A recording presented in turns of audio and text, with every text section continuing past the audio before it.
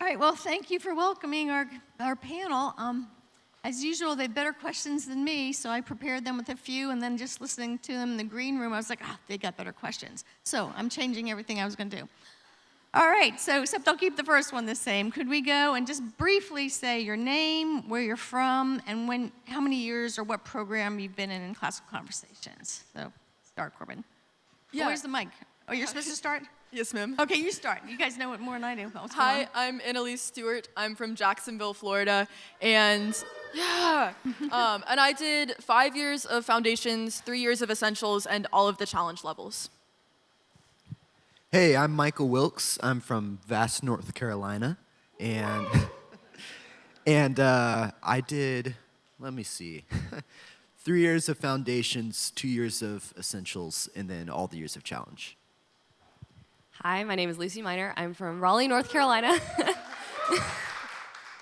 And I've been in CC for 12 years. I did 4 years of essentials. I'm not sure how many years of foundations. I did a lot. And then all the years of challenge. My name is Tori Bowman. I'm from Fort Wayne, Indiana. I did 2 years of foundations and essentials, and then all 6 levels of challenge. I'm Caitlin Black. I'm from Mount Vernon, Illinois. I did 2 years of essentials, 2 years of foundations, and then all of the challenge programs. Hey y'all, my name is Corbin Dolan. I am from Ocala, Florida, and I have done pretty much all of CC. Something like that. Good. Start at that end. My name is Luke Miller. I'm from Florence, South Carolina. I've done CC for 11 years. I was a part of foundations and essentials, or foundations for 5 years, essentials for 3 years, and I've done all of the challenge years. My name is Keegan Hunt, and I come from Southern Pines, North Carolina, so like right down the road.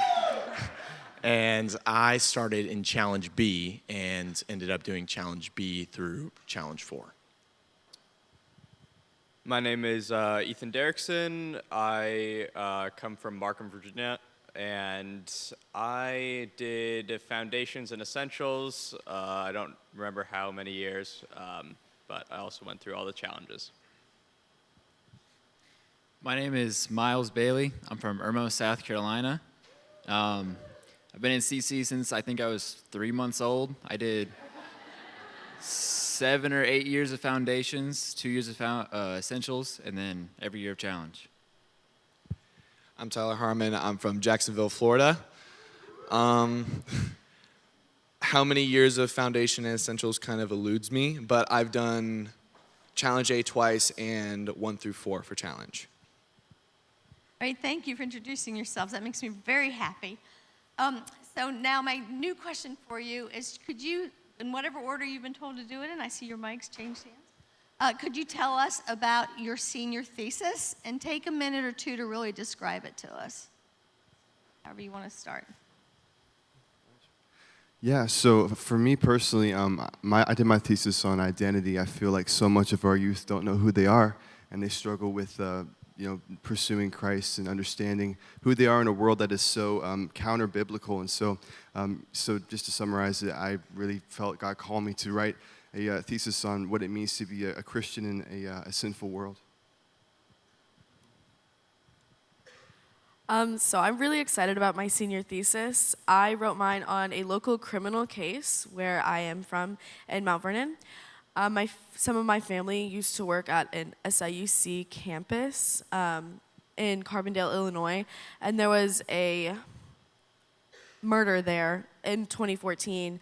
And so I just dug deep into the case and into the law and like why the person who did it didn't go to jail. So yeah, it was really interesting. I wrote my thesis on why too much screen time is harmful to children's speech development. So I got to really dig deep into that. I wrote on it for my Challenge 1 research paper, and it was really cool to get to expand on it. So I dug into like how much time kids are spending on screens, and the correlation between that and speech delays and disorders, and it was really cool. I did my senior thesis on education and the spheres of man, and it was basically about how the mind, body, and soul are educated through piety, gymnastic, and music. They told me that it was supposed to be a culmination of my education, and I guess I took it literally. I wrote my senior thesis on U.S. involvement in Taiwan, and then I used something called a dime analysis, so diplomatic, informational, military, and economic, to examine the tools of national power that the U.S. can use to defend the island. Yeah, so I decided to do my senior thesis on something that I enjoy. So I wrote about how musical theater has lost authenticity in our modern times. And I was able to draw that back to other art forms and really look at how different art forms have been really focusing on the spectacle instead of focusing on authenticity. I did my senior thesis on the modern leadership of most churches, and as I was doing my research, I've come to realize the larger the church typically gets, the more complacent they get with unrepentant sin growing inside of the church. And that's why I feel like most people prefer small, intimate churches. And I've noticed that when I went to go visit other campuses and larger churches. So I did my senior thesis on why Americans should consume significantly more protein. A little bit different from theirs, but it was something I already had a lot of experience with, experimenting diet-wise, and I just went through all the mental and physical benefits of that, and there's a lot more than you would think. 12 pages to fill up. So, yeah. All right. I did my senior thesis on subjectivism and how it ruins everything it touches, mostly focusing on relativism when it applies to things like our culture, things like our religion, and kind of like Corbin, our identity, who we are as persons, and what we're told to believe by like our government and our culture nowadays. So I did my senior thesis last year, so I'm going to try to recall it just a little bit because it was a whole process, but I did 4 first, then I did 3. But I did mine on gun control, and I'm guessing you can assume my position on it. It was good, right? No, not at all. It was horrible. So I researched that, and I pretty much went into the fact that, there's no way to stop criminals with these gun control reforms because they don't get the guns legally, right? So you need people who are able to get the guns to be able to protect themselves and their families. So I went into that in my speech. Yeah. It was great. I loved it a lot, and yeah, that was my senior thesis.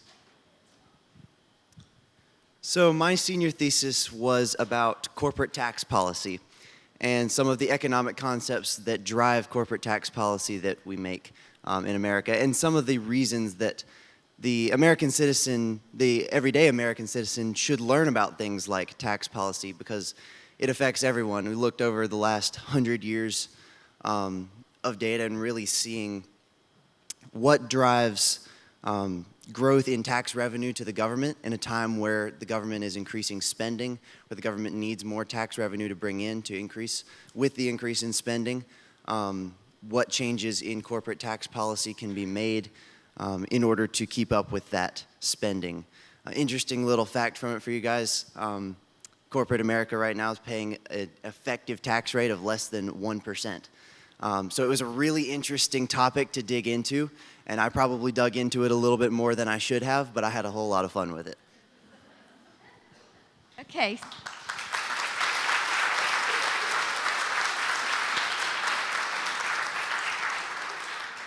So I knew they knew what senior thesis was, but I'll just recap real quickly what that means is in Challenge 4, they get to pick a topic of their choice, write an extensive paper after doing research on it, and then defend it in front of a crowd.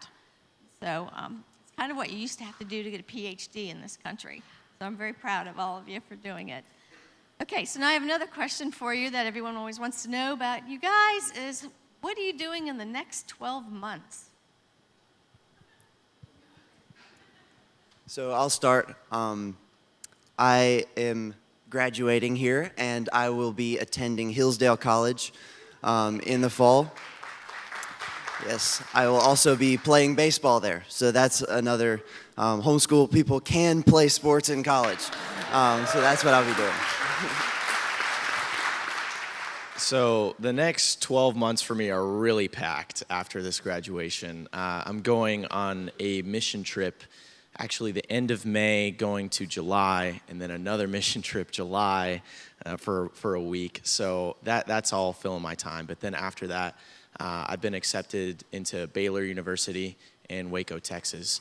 So I'm going to be going out there and studying political science. So that's what God has called me to, and yeah, it's going to be fun. I don't quite know what I'm going to be doing in the next 12 months, but I have a general idea in the sense that while CC was fun academically, I'd like to work with my hands. So visiting trade schools, making a little bit of money here and there, kind of relaxing a little bit after I graduate.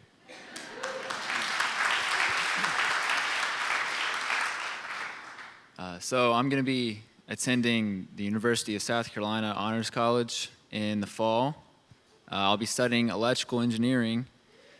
So that'll probably be taking up most all of my time. So that's what I'm doing for the next 12 months.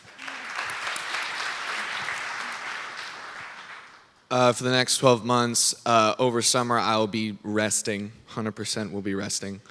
And starting September, I'll be attending Southeastern University, affiliated with our Odyssey program, which I'm very, very excited for. There's a lot of great people who I've gotten to meet here at commencement so far, and just another amazing students all across the U.S. I'm going to be get to doing these classes and these trips and these experiences with. So you might have noticed that I'm wearing a Gator shirt, and that's not because I like football. I actually know nothing about football, but I am attending the University of Florida next year, and I'm going, yeah, I'm going to be studying engineering, probably mechanical engineering there. Yeah, so I'm attending Belmont Abbey Honors College in the fall, and I'm going to be studying philosophy, politics, and economics, which confusingly enough is one major, and then also great books.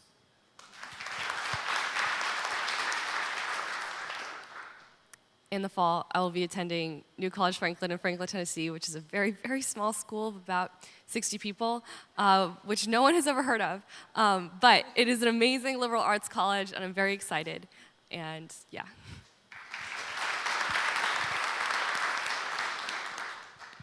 So unlike some of the other people up here, I am not resting this summer. I start my summer job working in a factory on Monday. But after that, I will be attending Bob Jones University in South Carolina, and I'm going to be majoring in communications disorders, so I'm really excited for that.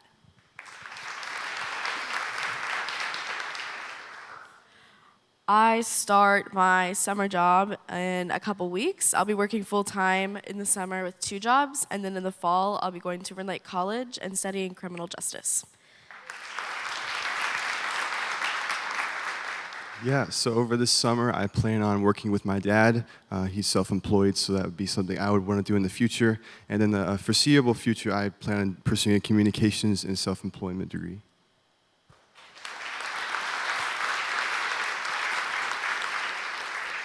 Okay, so now's the portion that y'all have been waiting for. Tell from the South, y'all. You get to ask questions, and we got 2 people with microphones. What do you want to know about the fruit of a classical conversations student? Who are they? Test. Hi, I'm Eric. Your parents have a vital part in your thesis, is that correct? So how involved were your parents are, and did you debate your parents with like a mock trial, like to practice you on these things, and how did they prepare you? And did you, on that process, did you change your parents' minds on something, or did your parents change your minds on something? Confession time. My parents almost had no involvement with my thesis. So, next person. How involved were you guys? I'd say, I mean, they helped edit my papers. They were relatively involved. I mean, they still had time to have jobs, so that was good. But as I said, I've been in CC since I was like 3 months old, so my parents are kind of professional CCers, so they were really good at efficiently balancing having their own lives and educating me. My parents, like Miles here, I mean, they edited my senior thesis, and they gave good insights, but most of the writing was from me. And in terms of debating ideas, I'm glad to have come from a very Christian household. So when it comes to my senior thesis, they pretty much agreed with everything that I said. So I think my parents helped me out a little bit with my senior thesis. It was mostly editing, I will say, but I definitely got a lot of great ideas from my parents. They told me that I needed to interview somebody, that I needed to have like somebody that I got that information from that was more credible than me. So I was able to meet with a police officer for my senior thesis. And so they encouraged me to do that. And they were encouraging me all along the way. So, but mostly the writing, I guess for all of us, probably the writing came from us because it's our project. So we worked on it quite a bit, a lot of us, I know we did, but yeah. Yeah, and those are good points. I loved discussing my senior thesis topic with my parents, and I may have a little bit different insight into this, being that mine was had something to do with law, and my dad is an attorney. So I actually got to interview my dad as one of my sources for my senior thesis, which was awesome, because my dad knows a lot about the topic that I was writing about. And so we were able to have some great discussions. I learned a lot from him that ended up being put into my words to go into the paper. We were able to discuss a lot of the things that I researched and found on my own and kind of share in that together, because it was something that he does and something that I'm interested in. So we really got to enjoy that together. I got to discuss those things with my mom too, and we really enjoyed that too. So my parents were involved a lot with discussion, and I got to interview my dad too. So yeah, it was really good. My parents were pretty hands-off with my thesis. My mom helped me find some sources at the beginning, and that was pretty much it until she found out how much I'd been procrastinating, and but they were just mainly just awesome cheerleaders. My mom was in the master's program this year, or she was finishing it up, so she had a lot of her own paper to write.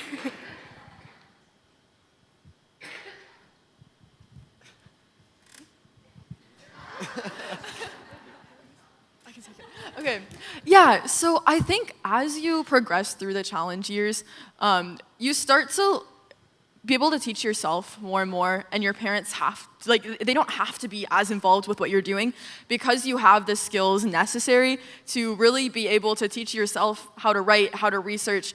And so my parents definitely were involved with the ideas. I was able to discuss with them all sorts of different ideas. And yeah, actually, I think they did change my mind on some things that I was going to write, because they were like, that's actually not a great idea. And I was like, okay. So I think that definitely helped. My dad was my editor, so he helped a lot with that. But yeah, for the most part, I think this really shows the fact that our parents were less involved really shows how much we've grown as writers and as being able to educate ourselves. Good job.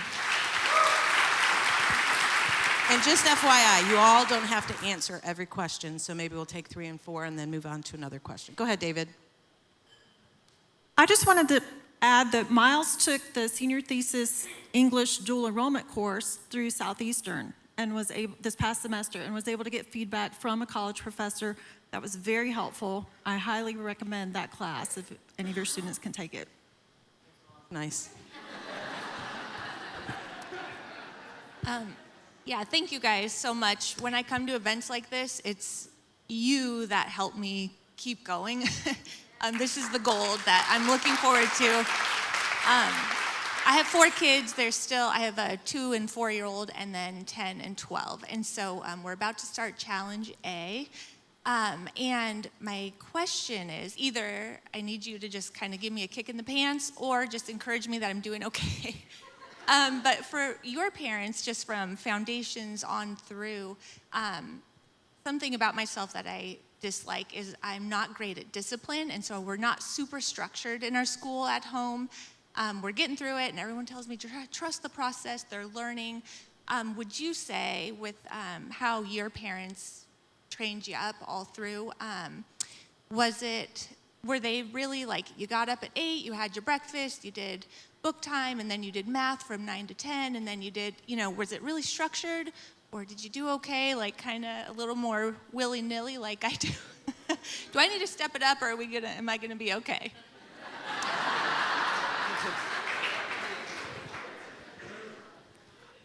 I would say, as an encouragement, the consistency that CC brings when you go through foundations all the way to Challenge 4, it's that steadiness that I would say is very, very helpful for the students, and I think everyone up on the panel would agree with that. And just as you go through it, and more you move on in challenge years, my parents were really, really good about this, is they didn't really care as much about how much I had memorized or how much of the book I had read. It's what specifically I was able to pull from what I have read. So is their character developing? Are they being a disciple who wants to make disciples? Are they growing into the person who God has created them to be? And so I would say, let that be the encouragement of what CC has to offer, because we're all in this room because we know public school just ain't doing that. So I would say I would continue with CC for that reason.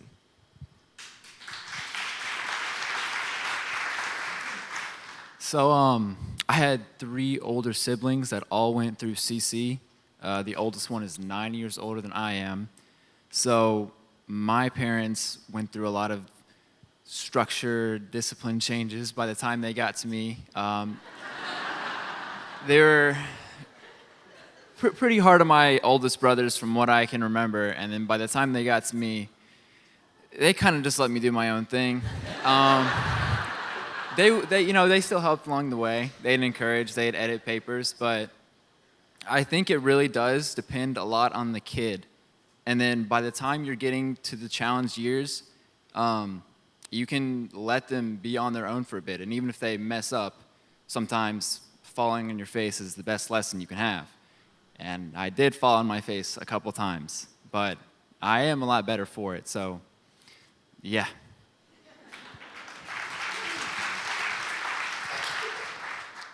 All right. I have 2 older siblings and 1 younger. So I was actually the first one that got into any of the challenge levels. And as a quite rebellious kid, I was not easy to deal with at all. I'm actually amazed that I'm even here now. But like Miles said, the fact that you're allowed to fall on your face repeatedly and really learn from that is what makes CC so good. My mom definitely disciplined me, but at the same time, part of that discipline is the fact that you're going into class without any school, or you don't have a project due, or you sound ridiculous in front of the whole class. So, like I said, yeah, here, I guess clap for yeah. So I started in Challenge B. So me and my mom and I, almost made my mom there, mad there. My mom and I, we started CC in Challenge B, and it was really rough because we had just moved to Hawaii. I know that doesn't really make a lot of sense, but it was rough because I didn't really have a lot of friends, and I went to public school before, so I was going to public school again there, and it was just the community and the people that were there were just not. It was just not it. I was not feeling it, and the people that I was meeting were just not the greatest people. And the teachers that I had weren't even teaching me like curriculum that I should be learning. And I was like, this is not where I need to be. And my mom had previously offered homeschooling to me when we first moved there. And I was like, yeah, no, I'm not going to be like one of those homeschoolers. That's like how my public school brain was thinking. Little did I know that was the biggest decision and the best decision I would ever make. I asked my mom after 2 weeks of doing public school to have me home and then to do homeschooling. And she was like, wow, okay, I was gonna enjoy the beach, but sure, I guess I could help you out now. So my mom was so gracious, so loving that she was able to teach me throughout these years. And it was really rough. We got thrown into the mix of it. And I mean, we tried to be structured, but some other days it just wasn't structured. I mean, that's just the way life is, you know? You get thrown curveballs and you gotta deal with it. And especially for a homeschooler, I mean, you have CC, you have the program, the curriculum, but you also have the extracurricular activities that you're able to participate in a part of CC. So you have that freedom to be able to do other things other than just CC, like baseball, like you did. And I bet a lot of other of us on this stage have been able to do a lot of extracurriculars that have grown us in really significant ways. So sometimes those take the time, sometimes those take the day. And that's all right, you know. And if you miss out on an exercise or two for Latin, I'm pretty sure you could be forgiven and work on it in the future. But yeah, I mean, the experience that I've had with homeschooling is just crazy. I'm so blessed to be able to stand here today as a graduate alongside all my fellow graduates here and be able to say that CC really has changed my life in a really significant manner and grown my walk with Christ. All right, one more. Go ahead. Yeah, so I think that's just such an important question to ask. For me personally, I think homeschooling has grown my walk with Christ, but more important than anything else has been my faith and my relationship with my family. I think homeschooling has really derived just a grit to keep going. Whether good or bad days, I think it's developed a core identity of never giving up. And so whether your days are easy or tough, just never giving up on what you believe and trusting God with it. And a lot of prayer. A lot of prayer. All right, we have a question back here. Let's do here, and then I'll come to you. In your family culture, what would you say is the main factor that inspired you to become a disciple of Jesus yourself?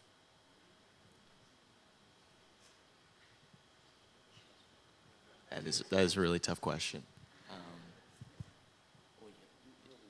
On that one, yeah, on that. Here, I'll pass this to Yeah, so again, I think for me personally, faith was always at the start of my journey.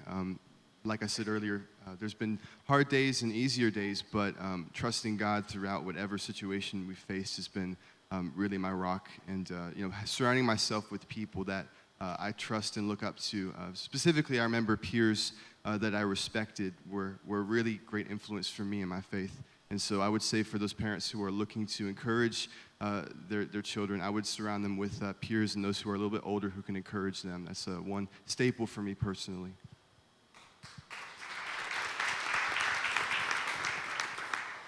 So something that I have become incredibly grateful for, particularly recently, that I've particularly realized recently, is just how much what homeschooling allowed me to do as far as spending time with my family. I was, for 11 years, 12 years, around my parents much more than most other kids my age. And my parents have been great influences on me. My parents have been really great. And I've been able to be around them so much. I have friends in public school on my baseball team and in other places who don't know their parents in any way close to the relationship that I have with my parents that I've been able to have because of homeschooling. And that's something that I've become incredibly grateful for, particularly recently, is realizing the influence that that has had on the person that I've become. And kind of the old saying of what comes in is what comes out. And when you're around those sort of influences more often, when you're homeschooled, when you're around the good people at CC, when you're around your parents, and you're able to have that influence, it makes you into that disciple. And so that's what comes in and ends up being what comes out. So that's something that I've been incredibly grateful for CC and for homeschooling.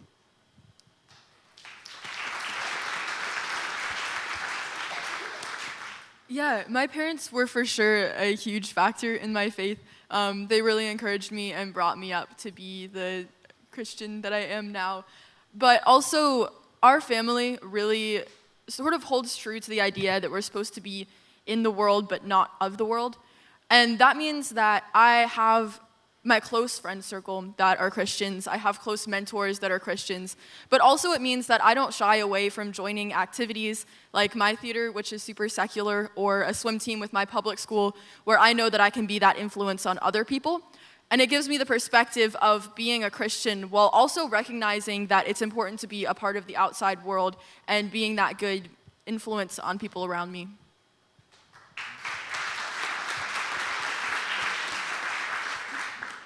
So, if our family had a motto, it would be choose the hard right over the easy wrong. And so, I've kind of lived my life hearing that. And just homeschooling has provided me with an opportunity to hear that every day, right? And you would think it would get repetitive, but it doesn't, because it means something more every time I hear it. We're in the military, and there's been a lot of great things about that. But one of the things that hasn't been quite as great is all the moving, right? We move once every about 2 years.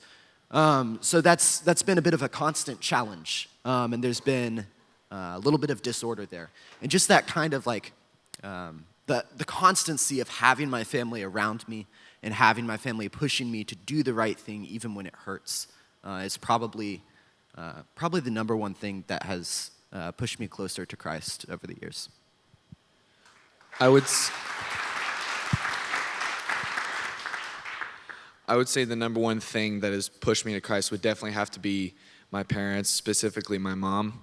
She is one of the most strongest people I've ever met, and she's taught me how to stand firm in my ideologies and in what my thoughts are and how to defend them. And then CC has come alongside that in such a great way because we're taught how to communicate, hence classical conversations. And so I would say that's something that's definitely encouraged me in my faith walk, in me growing as a Christian, because me going out and having to lead a family one day, I can't be complacent with those things. I have to be able to correct things when they need to be corrected, but also praise things when they succeed. And so I'd say that's one thing I'm very grateful for from CC and both my parents.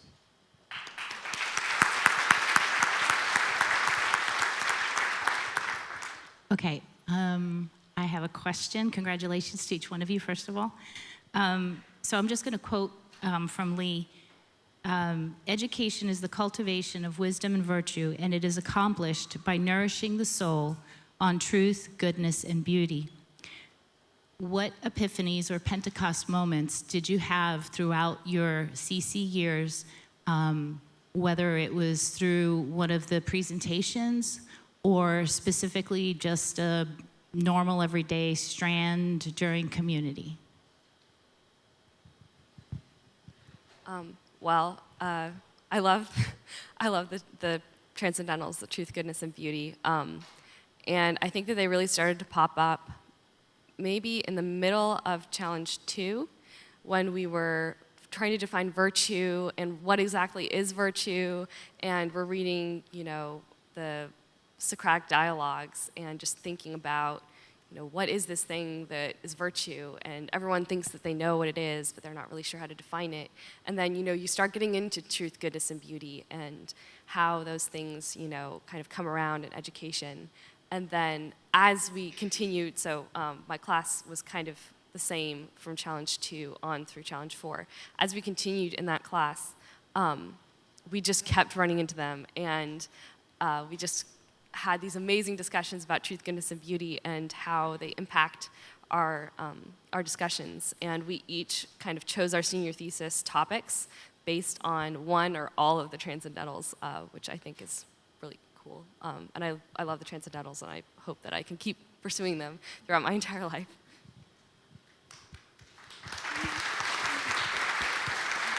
Yeah, CC is amazing because it really teaches you how to discuss and how to have conversations with fellow believers, even when you don't agree on everything. So our class is so cool because we're not afraid to, say, read something in Mere Christianity and maybe disagree with it and maybe come into the classroom and have these super important conversations and really look at our faith and think about why we believe what we believe. So it's hard for me to pinpoint one moment, but I would say that I've had many, many moments where I hear something from a classmate and I think, I never thought of it that way. And maybe it changes my perspective a little bit on everything that I believe.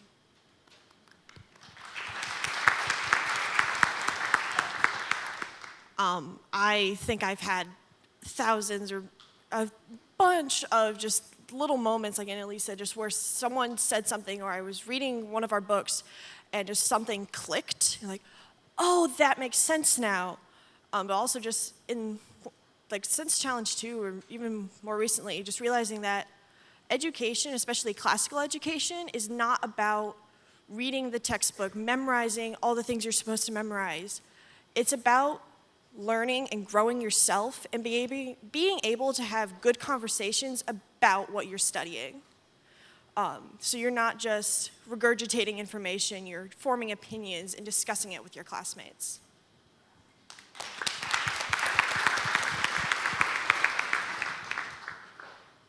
That's a great question. I have always struggled with homeschooling since I was younger because I always wanted to be a part of like the public school thing. Like I wanted to go to the football games, I wanted to go to the dances. And so I think in Challenge 3 especially, I came to a realization that this is better for me. The things that we were learning, that everything in CC correlates back to your faith. And CC has grown my faith since I was a kid. And I think in Challenge 3, like as I'm going through this stuff, like, wow, this is what the Lord has done for me. I am learning, and I am not going too fast where I don't understand things, and I love what I'm doing. So yeah. Yeah, it's so true.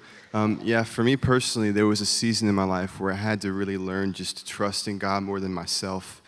I think if as homeschoolers we can't rely on ourselves to form this and to finish this race alone, we need a savior and a friend who can really walk with us in the hardest seasons. And so, yeah, there was a season in my life when I had to really just learn to surrender and to really give up my own will for His.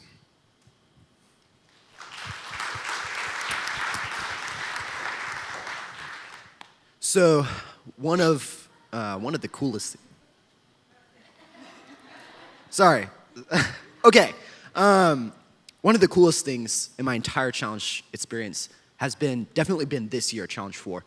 So we've talked about truth, goodness, and beauty across all the challenge years. It's been a constant theme. But this year I had a really fantastic tutor, Mr. Bob Rose.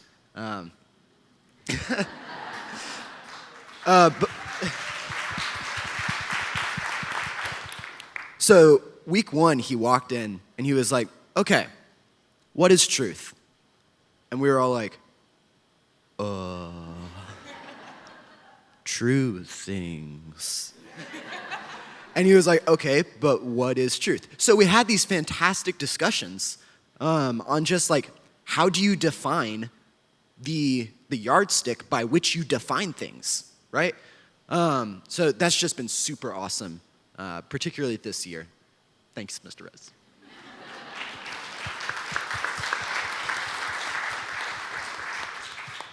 Hi, I have this question about extracurriculars.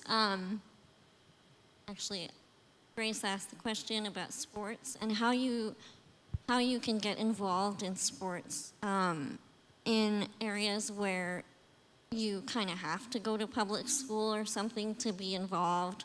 Or like, what if your passion that the Lord's given you isn't available to you as a child, and it's like those formative years like gymnastics or something, where you have to get involved as a 6-year-old or something. So what would you say to that? And have you ever had regret that you didn't get the opportunity to do that passion? Yeah, so I would really encourage anyone who's struggling with that to look locally at what you have. In my town, we have someone who teaches gymnastics, and I did martial arts for 8 years, just at a local place. So not all sports and extracurriculars have to be in a public school setting. And even if there aren't any local places, I encourage you to start one, start a club of some sort. Because there's also like 4-H clubs everywhere. But I think definitely getting into extracurriculars is a great idea, but I don't think I ever regretted not being able to do extracurriculars because it's like take one and then leave it. Like if I could do CC and not be on the soccer team at the high school, that's okay because I got what I need for me and my education. So I live in Florida, and Florida's awesome because we have so much freedom when it comes to school choice and being a part of sports and clubs and even taking classes at public schools. So I would really encourage you to look into the laws for your state and find out what you're allowed to do. And sometimes you have to fight for it. Sometimes you have to go up to the school and say, this is the Florida statute that says that I'm allowed to be on your swim team. And so you have to let me try out. And it's so worth it to do that because it is sometimes harder to get connected as homeschoolers, but it's so important to be able to have, you know, a variety of different things that you're able to do and that you're good at. And so really, really fight for the ability to be able to do sports or do clubs or whatever you're interested in. I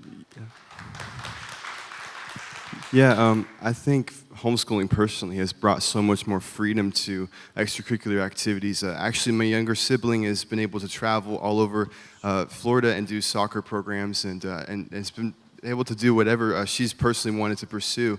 And so I think that it's actually much more freeing to be able to homeschool and pursue extracurricular than be tied down to, per se, a public school.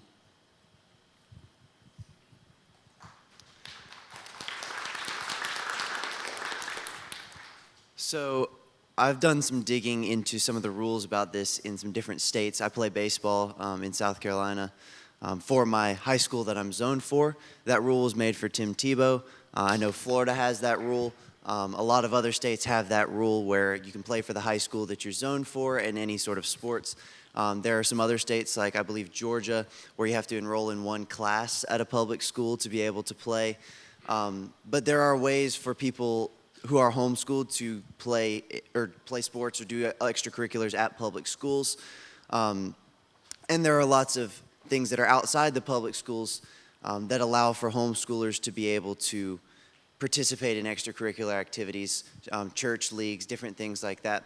But I know from my personal experience that going into the public school environment with that Tim Tebow rule, being able to play for the high school I was zoned for, has been a great experience for me. I played baseball for this high school for 6 years. I've loved it. I integrated there well. It wasn't like I wasn't able to socialize with anybody because I was homeschooled. I integrated there very well, and I've enjoyed every bit of it. I would highly recommend it. It's a very different environment from what I was used to with CC, but it was very good for me and built me up and helped me to grow in a lot of different ways than CC helped me to. So very beneficial and something that I would highly recommend, but definitely look into the laws for each state because a lot of states do have that Tim Tebow rule that allow homeschoolers to do extracurricular activities at their high school that they're zoned for.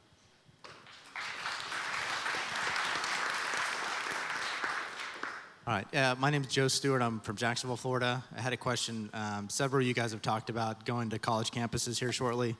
You guys have, and it sounds like in a couple places, maybe some public institutions where maybe the faculty, administration probably don't agree at all with how you've been raised and kind of what you've been raised to believe. How do you think you're going to fare as far as, or I guess how well do you guys feel that you're prepared for what you're about to enter into in those scenarios? Even when it could affect your grades simply by telling the truth that you've been grown to believe in? That's an awesome question. For me personally, I am going to a Christian school, and when I was filling out the application for Bob Jones, there were several faith statements that I had to agree to, and they were all things that I already personally believed, which I think bodes well for me and my faith. And when I got to visit the school, it seemed like such a godly environment, and I'm so excited to go there. But I definitely understand the concern, like if you're a Christian going to a secular school, that can be a struggle for some. I know some people who have done it and they just stuck it out. I don't know much about that experience myself. I guess I'll go ahead and go next. I have the privilege of being able to go to an unapologetically Christian school, Baylor University, and they, although they are unapologetically Christian, there's obviously people there who are not going to be Christian, and that's something that you're going to have at any Christian university or any university that's public too. So really, what I have been preparing myself for is just to trust in the Lord, know that He always provides in every circumstance, and know that if I need to speak to somebody, that the Holy Spirit is going to work through me to do that. So at a university where people may or may not be Christian, you just have to act. You have to act the part of who God has made you to be and who God wants you to be, and you will make that impact. Not you personally, right? You can do anything you want. You can say anything you want, but it's not going to be your power that's working. It's going to be His. So you have to trust in Him in every circumstance, especially going into any of these colleges where you might meet people who aren't Christian. And you have to have that community, though, I think, at a university like that. You have to have a community, find that community of fellow believers, and to connect with a church that's there, and to be a part of that in a significant way, to strengthen your faith. But if you end up meeting people who aren't Christian, which you probably will, the Lord is going to work through you in that circumstance. That's a really good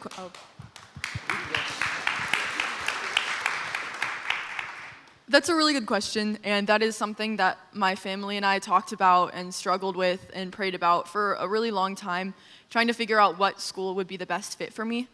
I found when I compared the different schools that I was accepted to that University of Florida would give me the best education when it came to engineering, and so that's the school that we decided to go with. And as I move into that, I think a huge word that I'll have to really focus on is intentionality. It's a huge school, huge variety of people, variety of faculty with different beliefs, and I just have to make sure that I don't get lost in the crowd and that I don't just get swept along with what's going on. So my plan is when I get there, I'm immediately going to find a church that holds the same beliefs as I do. I'm going to find a Christian club sort of community that I'll be a part of. And I know as I go into it that I do have friends who are believers. I have people that will hold me accountable to the standards that we have to follow. And I believe that Classical Conversations has really strengthened my faith in a way where I know that I won't get swept up in it, and I will be able to hold on to my faith in a place where people might not agree with me. Great. Okay, one more. So I'm also going to a public university, but I think it is really just intentionality and who you choose to surround yourself with that's really going to affect your experience, you know. Going to a Christian school, you can still get into the wrong crowd it's your choice, you know. So I have had my brother go to the same college I'm going to now, and my dad and my grandfather both also went to the college. I think they turned out pretty okay. They're holding it together. But I also know several people that are already going to the college that I plan on going to that are a year older than me. And they've gotten involved with campus ministry, and their faith is stronger than it's ever been. It really is just about you as a person choosing who to surround yourself with. Yeah, I would definitely agree that community definitely does matter depending on whatever school you go to, because even if it's a Christian school, you're still going to have some classes that might have more liberal-esque mindsets. There was the college my brother attended, he took it online, and there were some classes where there were prompts in there that had questions that were just completely and unnecessarily inflammatory for no reason at all. It was like just to see how the students were going to answer kind of a thing. So you're going to see that in I would say most schools, and even a Christian school. I think it just really depends on how that student is going to attack that challenge, how they're going to take it. Are they going to stand firm in their faith? Are they going to stand tall on the rock that they've placed themselves on? Hopefully that is Jesus. And so I would just say, like, as an encouragement to you, whether you have a student or a son or daughter going into a college and you might be a little apprehensive, just know it might be in more places than you think. But like I said before, make sure their character is good so they know how to handle those hard times when they come across them. Good job. All right, we have a question here. Go ahead.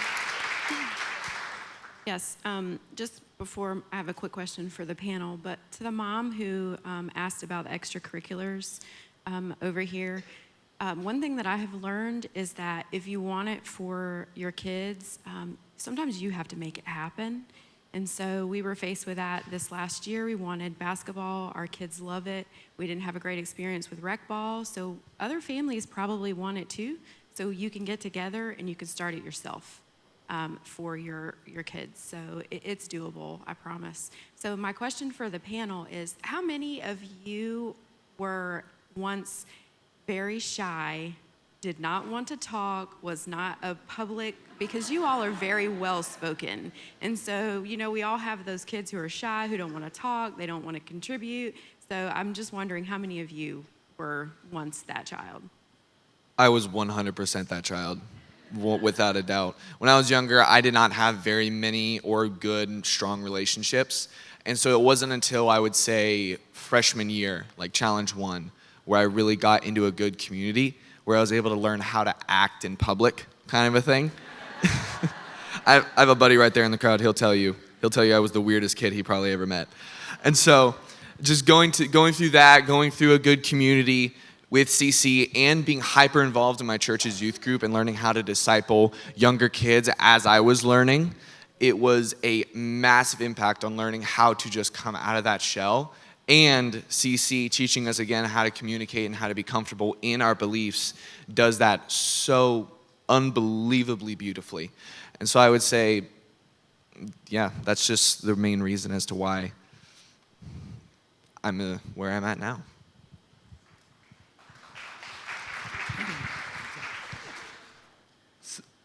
So I was a bit of a half and half introvert extrovert in elementary school. I was the youngest of 4, so I kind of liked attention at times. It was nice. But I remember before 7th grade, my parents had forced me to sign up for a swim team, and I cried, and I did not want to do it whatsoever, but they threw me in the deep end, if you will, and kind of forced me to put myself out there and be in a team atmosphere. And that helped a lot, learning how to socialize, specifically with public school kids, because it can be different. But going through CC2, just learning how to think for yourself inherently has a lot of positive social implications, being able to have your own ideas and defend them. So yeah, that's how I branched out.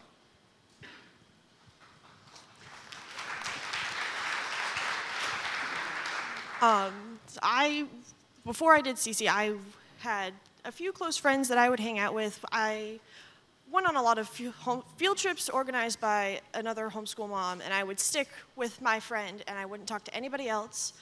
And I still can be like that sometimes, even today. But when I got into CC in 4th grade, I had a close class. I was interacting with them, on community day every week. And I was wanting to hang out with them more. As I got older into challenge, into the higher challenge, I was able to get closer to my classmates and have really good relationships with a lot of them. I'm so hopeful that I can stay in contact with as many of my classmates as I can, because I love the relationships that I've formed with these people. CC has definitely helped me to be more outgoing and more of an extrovert than I was when I started CC.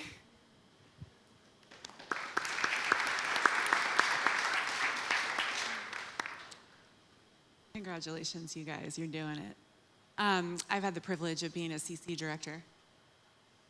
And wanted to know if you could go back and be a CC director. You guys get older and all of a sudden you're called into the privilege of being alongside students. What would you do to facilitate the best conversation in the classroom? I wouldn't skip math.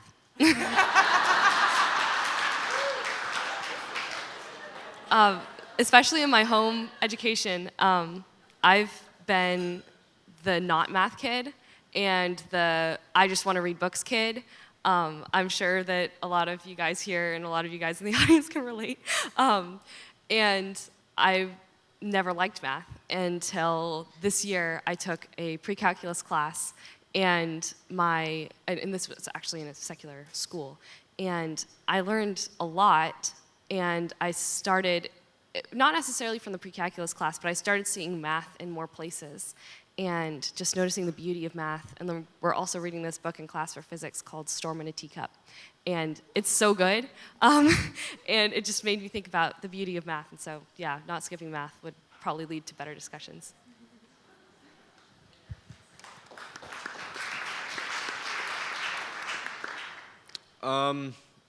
So as a kid who had both up and down teachers over the years, ones that I liked and ones that I didn't in terms of styles of teaching, I would say definitely know your audience. Some of the teachers stuck to more of like the exact guide, and some of them knew their audience and pandered to what the kids liked, disliked, and really got them out in the open. And so I would say know your kids that you're teaching and kind of conform your ways of teaching to something that they would be more interested in, something that they would engage more to. Even something that they dislike. If you dislike something, you're probably going to be paying more attention to how much you dislike it. But, yeah. Yeah, I'm very familiar with dull conversations in class. My group, some years, was really dull and quiet, and it's not fun. It's not fun like that. But I found, especially in Challenge 3, I had a couple people, classmates, who were a different religion than I was. And so it was interesting when you ask the controversial questions. Not being disrespectful, just questions that'll pry thoughtful answers and for them to truly think about it for both sides. And I think that has really been beneficial when you grill somebody, not in a disrespectful way, of course, but like even me on my faith, so that I know what I believe in. And so I think that's really important to have good conversation.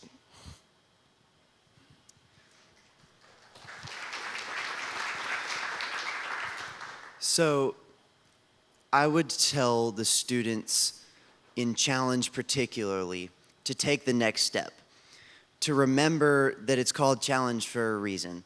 So every Challenge student is good at something, whether it's Latin, whether it's debate, whether it's English, whatever it might be. So for me, I was good at Latin. I've always been good at Latin. And I was encouraged as I was moving on through Latin to not just stay doing what I was doing, but to go into the CC Plus class, to take the next step for what would be my best way to grow. And not everybody in my class was at that level.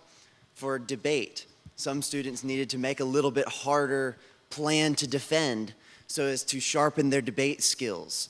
In English, some students needed to write a little bit longer paper or a more concise paper. Different things like that, to take the next step for speeches, for students who are really good at speeches, people who can write a speech and practice it a bunch of times and deliver it extremely well. The next step is to be handed a speech, look over it one time and be able to give it. And just challenging each student to take the next step wherever they're at, in whatever they're good at, whatever they're not good at. Meeting each student where they're at and challenging them to take the next step and not be complacent in what they're good at. All right. Is my mic on? All right. Well, thank you very much. That was really wonderful, and our future is secure. We will see you at the graduation.